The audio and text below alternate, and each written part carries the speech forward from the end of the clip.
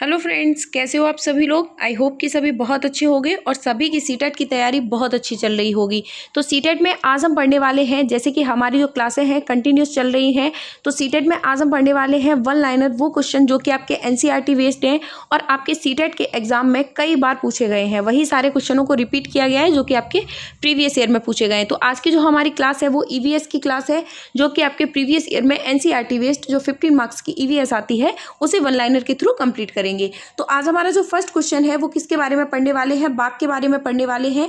बाघ से हमारी एनसीईआरटी बेस्ड कौन कौन से क्वेश्चन पूछे जाते हैं सीटेट में, उन्हें कंप्लीट करेंगे। तो जो बाघ होता है उसकी मूंछों से इन्हें अंधेरे में रास्ता ढूंढने में मदद मिलती है। यानी कि जो बाघ होता है वो अपनी मूंछों की सहायता से, अगर अंधेरे में जो रास्ता उसे ढूंढना होता है तो वो अपनी मूंछों की सहायता से उसे ढूंढता है। बाघ अपने इलाके में मूत्र करके अपनी गंध छोड़ते जाते हैं। जो बाघ होते हैं अपना इलाका बनाने के लिए किसी एक जगह पे क्या करते हैं, अपने मूत्र की गंध छोड़ देते हैं, ताकि दूसरे जानवरों को पता रहे कि ये किसका इलाका है, यानी कि ये बाघ का इलाका है। दूसरे बाघ को भी पता रहे कि ये किसका इलाका है। तो उस चीज़ की वो निशानी कैसे बनाते हैं, मूत्र की गंध से बनाते हैं। ये इलाका कई किलोमीटर बड़ा हो सकता है। जो बाघ होता है इसका इलाका कई किलोमीटर तक बड़ा हो सकता है। एक बाघ किसी दूसरे बाघ की मूत्र की गंध को झट से पहचान लेता है। यानी कि जैसे कोई दूसरा बाघ है, दूसरे बाघ के इलाके में आता है, तो वो क्या करता है, उसे कैसे पता चलेगा कि ये उसका इलाका है या नहीं है। तो एक बाघ दूसरे बाघ की जो मूत्र की गंध होती है उससे पहचान लेता है कि ये उसका इलाका है या नहीं है। बाघ मौके के अनुसार अपनी आवाज़ें बदलता रहता है। गुस्से में कराहना, गुर्राना, अलग आवाज़ें। बाघिन को बुलाना हो तो अलग आवाज़। बाघ का गुर्राना 3 किलोमीटर तक सुना जा सकता है। यानी जो बाघ होता है वो मौके के हिसाब से अपनी आवाज़ों को चेंज करता रहता है। जैसे उसे गुस्से में जो आवाज़ निकालनी है तो वो अलग प्रकार की निकलेगी, कराहना है तो उसे अलग प्रकार से होगा, गुर्राने में उसकी अलग आवाज़ होती है। जैसे उसे बाघिन को बुलाना है तो उसकी अलग प्रकार की साउंड आएगी। यानी उसे चीज़ों को, अलग अलग चीज़ों के लिए वो अलग अलग प्रकार के साउंड निकालता रहता है। जो बाघ होता है, अगर पूछा जाता है कि बाघ का जो गुर्राना होता है उसे हम लगभग कितने किलोमीटर तक सुन सकते हैं, तो बाघ के गुर्राने को 3 किलोमीटर दूरी तक सुना जा सकता है। उसके बाद नेक्स्ट है, बाघ हवा से पत्तों के हिलने और शिकार की झाड़ियों में हिलने की हुई आवाज़ में अंतर भांप लेता है। जो बाघ होता है वो क्या करता है, जैसे हवा से पत्ते हिल रहे हैं या फिर कोई शिकारी झाड़ियों में छिपा हुआ है, उसकी वजह से जो पत्ते हिलने की आवाज़ हो रही है, तो इसकी आवाज़ में जो अंतर होता है उसे तुरंत भांप लेता है कि ये आवाज़ किस चीज़ की हो रही है। यानी कि उसे कोई खतरा है या फिर ये जो पत्तों की सरसराहट हो रही है, पत्तों की जो आवाज़ हो रही है वो हवा की वजह से हो रही है। तो इन सारी चीज़ों में वो डिफरेंस तुरंत कर लेता है। बाघ इतना सतर्क जानवर होता है लेकिन इसके बावजूद भी आज वह खतरे में है। अगर देखा जाए तो आज के टाइम में जो बाघ है वो खतरे में ही माना जा रहा है, लेकिन फिर भी वो अगर देखा जाए तो कहीं ना कहीं वो एक बहुत ज़्यादा सतर्क जानवर है, लेकिन फिर भी बहुत ज़्यादा खतरे में है। तो सभी लोग कमेंट बॉक्स में एक बार जरूर बताइएगा, जो प्रोजेक्ट टाइगर है जो कि आपके बाघ की सुरक्षा के लिए बनाया गया है, प्रोजेक्ट टाइगर को किस ईयर में स्टार्ट किया गया, कमेंट बॉक्स में सभी लोग जरूर मेंशन कीजिएगा। हाथी को उसके दांतों के लिए मार दिया जाता है। एनसीईआरटी का फैक्ट है, जो हाथी होता है उसे क्यों मार दिया जाता है, तो जो हाथी के दांत होते हैं वो बहुत ज़्यादा कॉस्टली होते हैं, बहुत ज़्यादा कीमती होते हैं। तो हाथी को क्यों मार दिया जाता है, उसके दांतों के लिए उसे मार दिया जाता है। गैंडे को क्यों मार दिया जाता है, गैंडे के सींग काफ़ी कॉस्टली होते हैं और उनसे कई प्रकार की चीज़ें बनती हैं, तो गैंडे को उसके सींग के लिए मार दिया जाता है। शेर, मगरमच्छ और सांप को उनकी खाल के लिए मार दिया जाता है, क्योंकि इनकी जो मोटी चमड़ी होती है वो लोगों की काफ़ी चीज़ें बनाने के काम आती है। जैसे कोई भी मोटी चीज़ बनानी है, उन सारी चीज़ों में किसका यूज़ होता है, शेर, मगरमच्छ या सांप को उनकी खाल के लिए मार दिया। अलग अलग चीज़ें उसकी खालों से बनाई जाती हैं। कस्तूरी हिरन को क्यों मार दिया जाता है, क्योंकि थोड़ी खुशबू के लिए मारा जाता है, क्योंकि कस्तूरी हिरन की जो खुशबू होती है उसके लिए उसे मार दिया जाता है, क्योंकि उससे इत्र वगैरह बनाए जाते हैं। उसके बाद नेक्स्ट क्वेश्चन है, हमारे देश में बाघ और अन्य कई जानवरों की गिनती इतनी कम हो गई है कि इन्हें लुप्त हो जाने का भी खतरा है।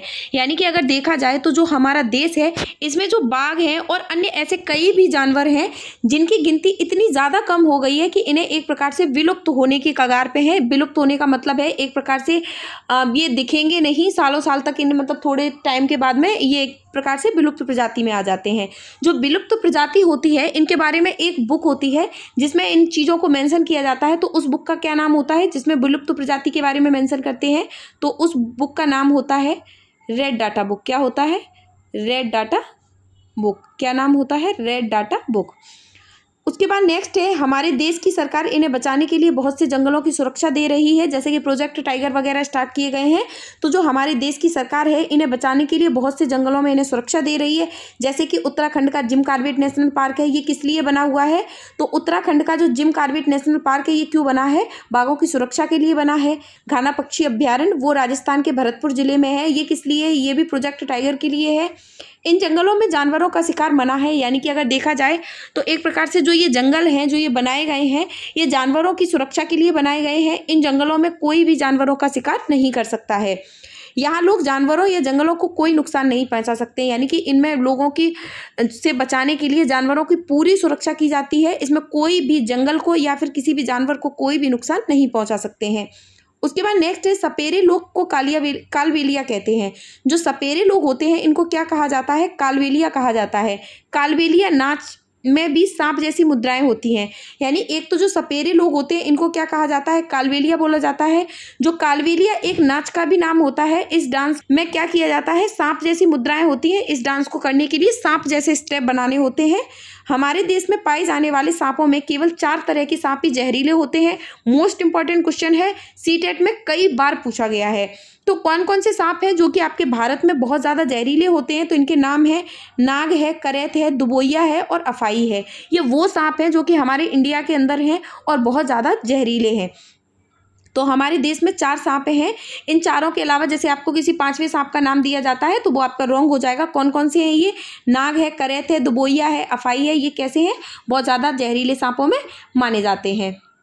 उसके बाद नेक्स्ट है, सांप जब किसी को काटता है तो उसके 2 खोखले जहर वाले दांत उस व्यक्ति के शरीर में जहर चला जाता है, यानी कि जो सांप के जो जैसे कोई भी सांप है इसके जो आगे के 2 खोखले दांत होते हैं इन्हीं में जहर भरा होता है और जब ये काटता है तो जो जहर होता है वो इन्हीं दांतों से वो दूसरे व्यक्ति की बॉडी में छोड़ देता है। तो सांप जब किसी को काटता है तो जो उसके 2 खोखले जहर वाले दांत होते हैं उससे व्यक्ति के शरीर में जहर चला जाता है। जहर के असर को खत्म करने के लिए जो दवाई बनाई जाती है उसे क्या बोला जाता है?